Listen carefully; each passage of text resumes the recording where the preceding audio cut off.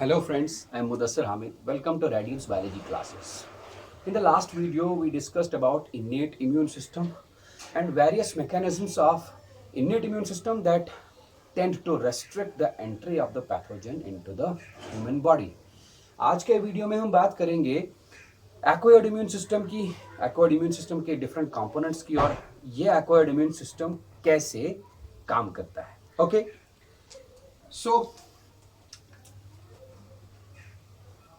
we discussed about this a little bit in the last video. मैंने आपको बताया था कि acquired immune system के पास दो important characteristic features होते हैं. The first characteristic feature is it has got the ability to differentiate between self molecules and non-self molecules, self organs and non-self organs. Non-self organ means non-self molecule means foreign body. ये foreign body के against immune response generate करेगा उसको eliminate करने के लिए, और self molecule के against कोई इम्यून रिस्पॉन्स जनरेट नहीं करेगा. अगर ये एबिलिटी इसकी लॉस हो गई तो human will develop auto immune disorders. इसका दूसरा इंपॉर्टेंट फीचर मैंने बताया था आपको, इसके पास इम्यूनोलॉजिक मेमोरी होती है. मतलब अगर कोई फॉरेन पैथोजन पहली बार आया, पहली बार ये उसको एलिमिनेट करेगा ही करेगा. This first elimination of that pathogen is known as primary response. और साथ ही साथ इस फॉरेन बॉडी फॉरेन पैथोजन का इम्प्रिंट अपने अंदर रखेगा. मतलब इसको याद रखेगा कि फ्यूचर में अगर यही पैथोजन दोबारा आए तो दूसरे एनकाउंटर या तीसरे एनकाउंटर में ये इसी पैथोजन को तुरंत पहचान के इसके against very quick and intense immune response create करेगा एलिमिनेट करने के लिए. That quick and intense immune response after the first encounter of the pathogen in the future is known as secondary immune response. ये दो important features इसके थे, ये हमने पिछले वीडियो में आपको बता दिए. आज हम बात करेंगे acquired immune system के components की. Acquired immune system is composed of three important components. The first one is lymphocytes.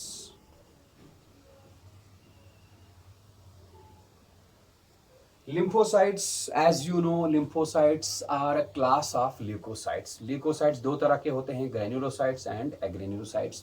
Granulocytes contain granular cytoplasm and they are of three types: eosinophils, basophils and neutrophils. Agranulocytes blood में दो तरह के होते हैं. First one is monocytes and second one is lymphocytes. यही lymphocytes मैंने यहाँ पर लिखे. Lymphocytes बाकी blood cells की तरह bone marrow के अंदर बनते हैं. They are produced in bone marrow.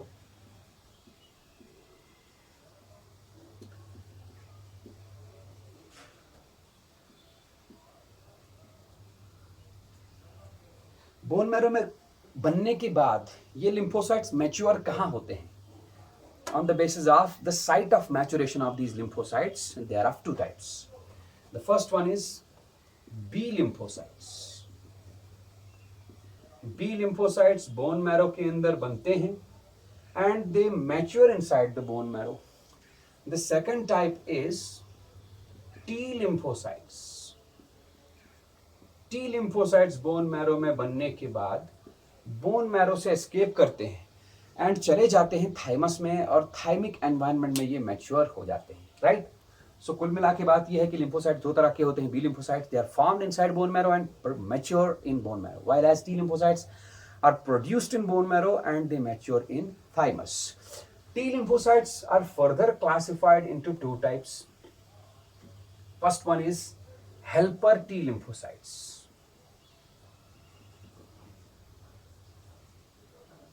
हम इनको TH सेल्स भी लिख सकते हैं.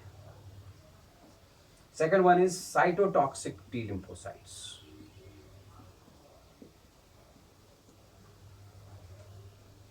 या हम TC सेल्स भी लिख सकते हैं. ये जो हेल्पर टी सेल्स है, इनका काम क्या है? They help in the activation of B lymphocytes, ताकि बी लिम्फोसाइट्स अपना काम करें. Without the activation, B lymphocytes are unable to function. They also activate cytotoxic T lymphocytes to function. Right? मतलब cytotoxic T lymphocytes और B lymphocytes helper T lymphocyte के बगैर कुछ नहीं. यही रीजन है कि HIV में हमारा immune system, HIV infection, AIDS में हमारा इम्यून सिस्टम वीक हो जाता है. इंसान छोटे से छोटे इन्फेक्शन को भी ट्रीट नहीं कर पाता अपने इम्यून सिस्टम से. क्यों? क्योंकि HIV डिस्ट्रॉय करता है टीएच सेल्स को, हेल्पर टी सेल्स को। जब हेल्पर टी सेल डिस्ट्रॉय हो गया तो B cell, B lymphocyte activate नहीं हो पाएगा और बी लिम्फोसाइट वाला रेस्पॉन्स खत्म।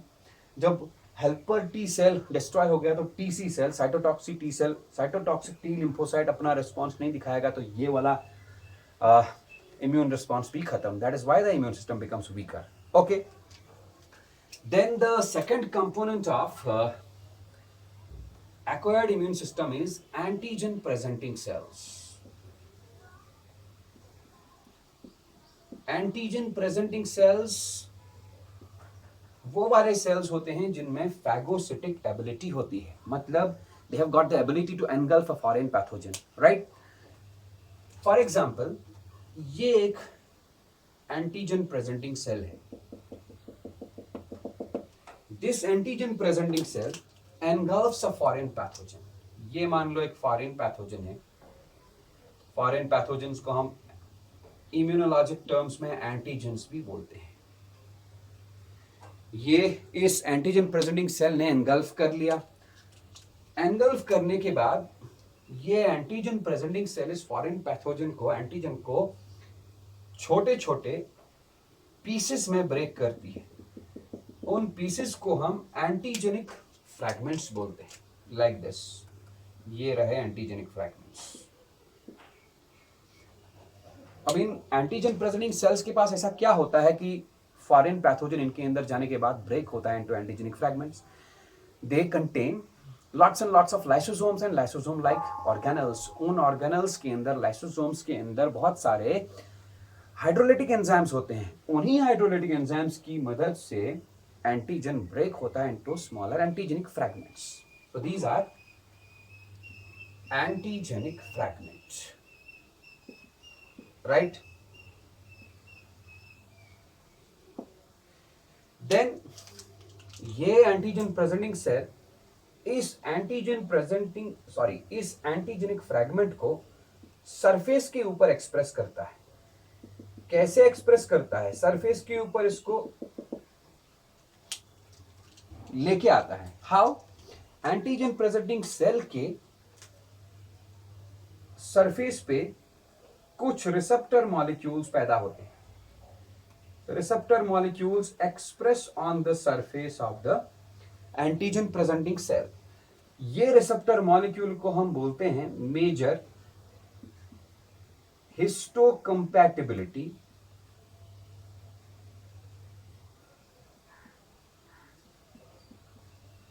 Complex, right? और इसी मेजर हिस्टोकम्पैटिबिलिटी कॉम्प्लेक्स के साथ ये एंटीजेनिक फ्रैगमेंट को एक्सप्रेस करेगा like this. This red one is antigenic fragment.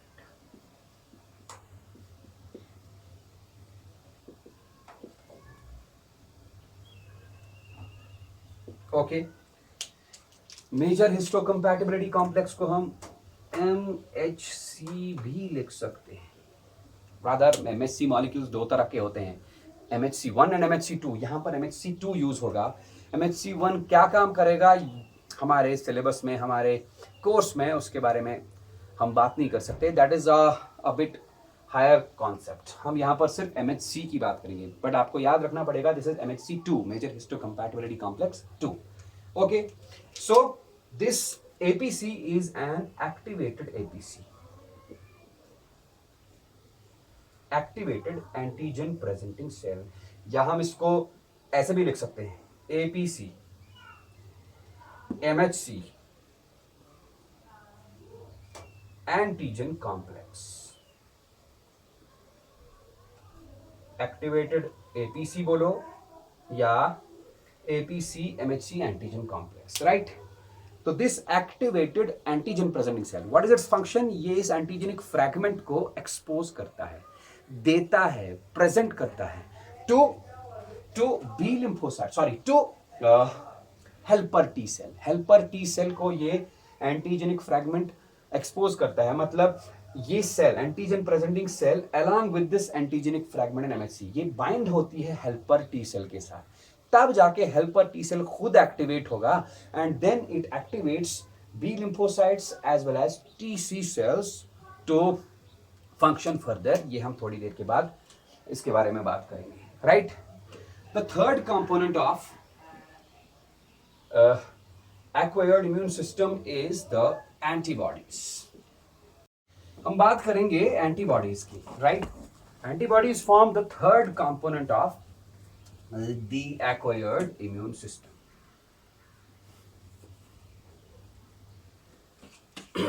हाँ जी, तो what are antibodies?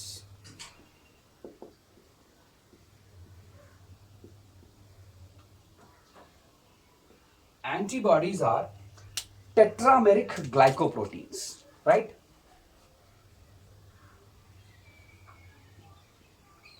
Tetrameric glycoproteins. Tetrameric का मतलब ये है कि they are composed of 4 polypeptide chains. Each antibody, हर एक एंटीबॉडी 4 पॉलीपेप्टाइड चेन्स की बनी होती है, इसलिए हमने टेट्रामेरिक लिखा। ग्लाइकोप्रोटीन मतलब पॉलीपेप्टाइड चेन के साथ कार्बोहाइड्रेट यूनिट्स भी जुड़े होते हैं, राइट। अगर मैं कार्बोहाइड्रेट यूनिट्स हम नहीं बोलेंगे इनके साथ जुड़े हैं देन प्रोटीन्स, बट इनके साथ थोड़े से कार्बोहाइड्रेट यूनिट्स भी जुड़े होते हैं। That's why I have written here that they are tetrameric glycoproteins. Plus हम इनको इम्यूनोग्लोबुलिन्स भी बोल सकते हैं। Immunoglobulins, globulins are proteins, you know. Immuno इसलिए because these proteins are the components of immune system, alright. ये एंटीबॉडीज मैंने अभी कहा टेट्रामेरिक होती हैं। टेट्रामेरिक मतलब they are composed of 4 polypeptide chains. ये पॉलीपेप्टाइड चेन्स अरेंज रहती हैं in the form of a Y shaped structure. ये रहा एक पॉलीपेप्टाइड चेन, ये रहा दूसरा polypeptide chain.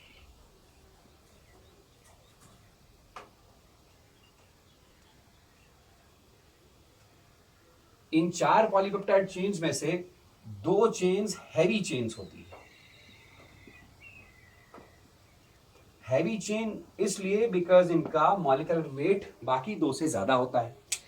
And there are 2 light chains as well.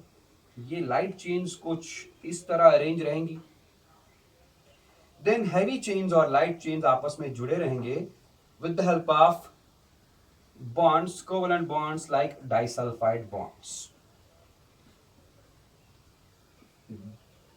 Now this is a Y-shaped structure जिसको हम एंटीबॉडी बोलेंगे। इस एंटीबॉडी में यहां पर एंटीजन बाइंड हो सकता है, यहां पर एंटीजेनिक फ्रैगमेंट बाइंड हो सकता है, यहां पर एंटीजेनिक फ्रैगमेंट बाइंड हो सकता है। जहां पर एंटीजेनिक फ्रैगमेंट बाइंड होगा उसको हम एंटीजन बाइंडिंग साइट बोलेंगे।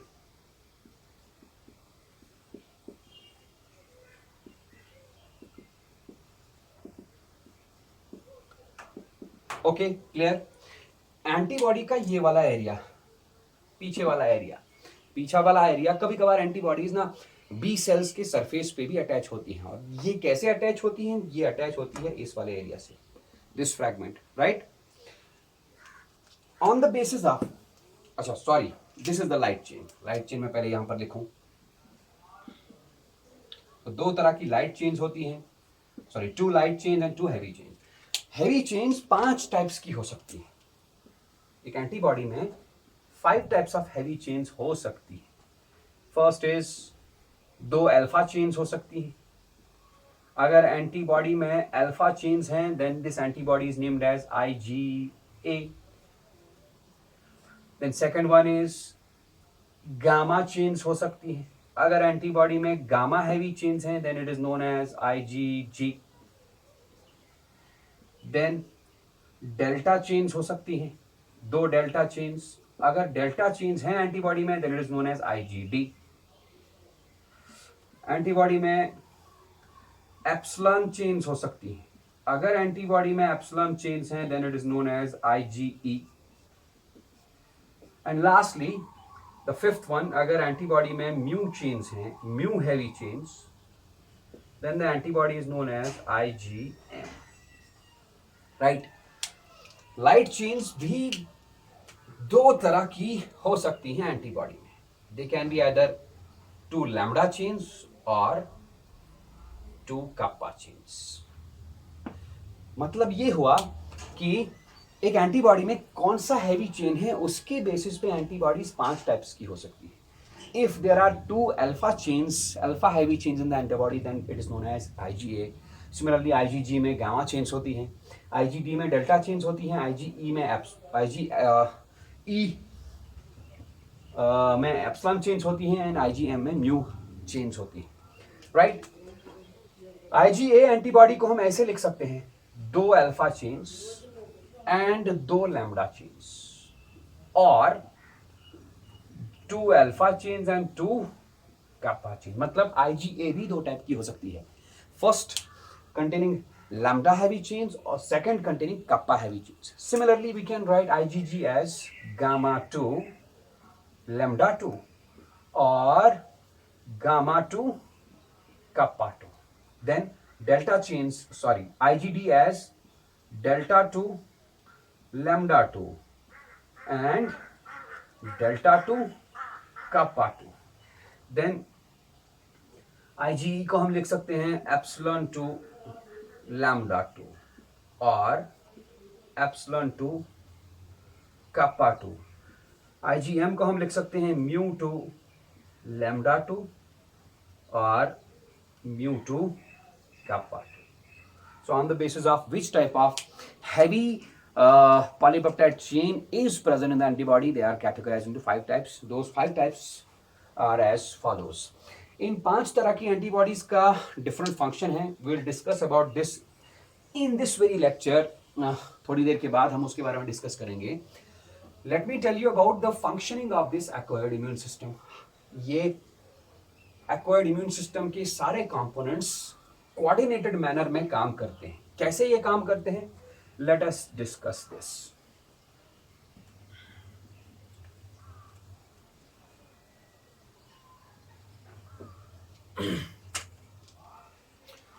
फॉर एग्जाम्पल, यहां पर एक एंटीजन है, पैथोजन है।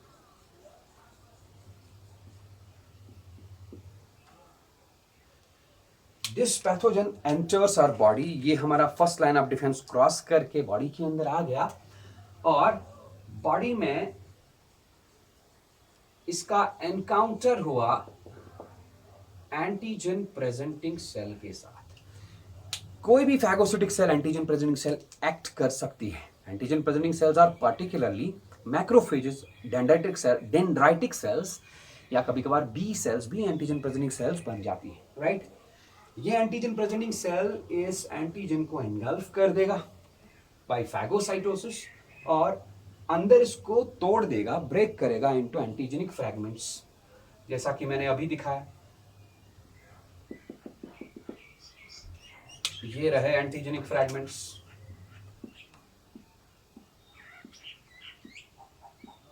एंड लास्टली ये इन एंटीजेनिक फ्रैगमेंट्स को सरफेस के ऊपर एक्सप्रेस करेगा with the help of a receptor. That receptor is known as MHC2, major histocompatibility complex 2।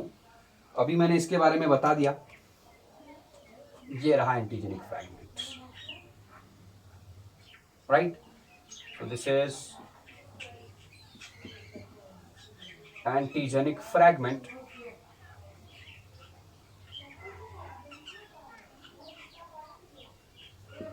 and this one is MHC2. Let it is a helper T cell. इस helper T cell के ऊपर भी अपना एक receptor होगा। उस receptor को हम टी सेल रिसेप्टर बोलते हैं, like this.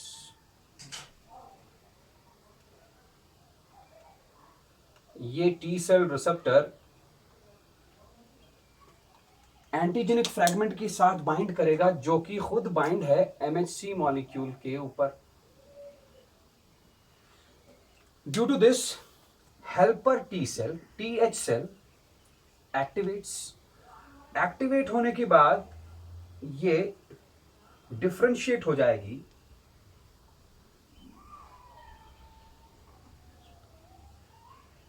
two types of cells. It differentiates into two types of cells. The first one is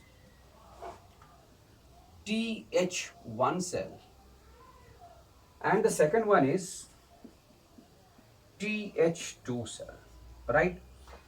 ये जो Th1 cell है, what it does, it activates, it binds to cytotoxic T lymphocyte. TC cell के साथ bind होगा. TC cell के साथ bind होने के बाद TC सेल को स्टिमुलेट करेगा with the help of cytokines to differentiate into two types of cells. First one is memory T cell and second one is killer T cell.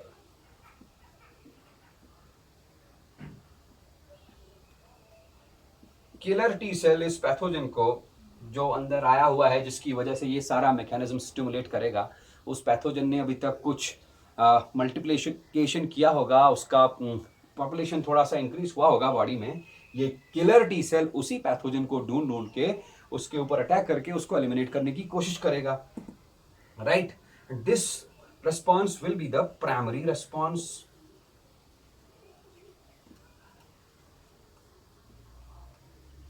Memory T cells कुछ नहीं करेंगी, ये ऐसे ही रहेंगी. But अगर future में same antigen, बिल्कुल यही वाला एंटीजन दोबारा बॉडी में आया, तो मेमोरी टी सेल्स ऑलरेडी मौजूद हैं, ये उस एंटीजन को तुरंत पहचानेंगी और जल्दी से जल्दी, बहुत जल्दी उस पैथोजन के अगेंस्ट काम करके उसको एलिमिनेट करने की कोशिश करेंगी.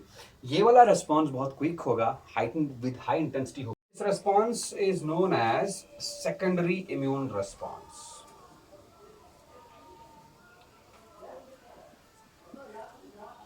ओके, बात करते हैं TH2 सेल्स की. TH2 सेल्स क्या काम करते हैं? They activate, they bind to the B lymphocytes.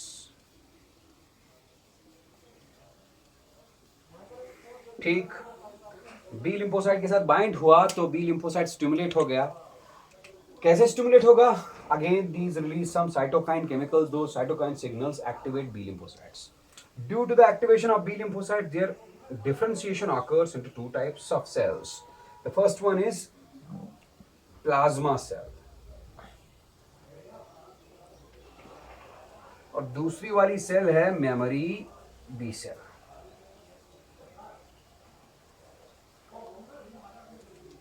Plasma B cells secrete antibodies.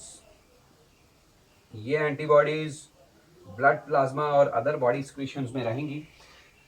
These antibodies find the pathogen and try to eliminate it. Pathogen का eliminate होना, kill होना with the help of these antibodies. This is again a type of primary immune response. While as memory B cells क्या काम करेंगी? अगर same pathogen future में encounter हुआ तो मेमोरी बी सेल्स उसको तुरंत पहचानेंगी और बहुत जल्दी उसके अगेंस्ट इम्यून रिस्पॉन्स माउंट करके उसको एलिमिनेट करने की कोशिश करेंगी, again with the help of antibodies. मतलब मेमोरी बी सेल्स भी एंटीबॉडीज क्रिएट करेंगी, लेकिन अभी नहीं, बाद में जब सेम पैथोजन फ्यूचर में एनकाउंटर होगा. This type of response will be named as secondary immune response, right. तो कुल मिला के बात ये है कि एक्वायर्ड इम्यून सिस्टम एक पैथोजन को एलिमिनेट करेगा either with the help of killer T cells or with the help of antibodies. The elimination of the pathogen with the help of killer T cells is known as cell-mediated immune response.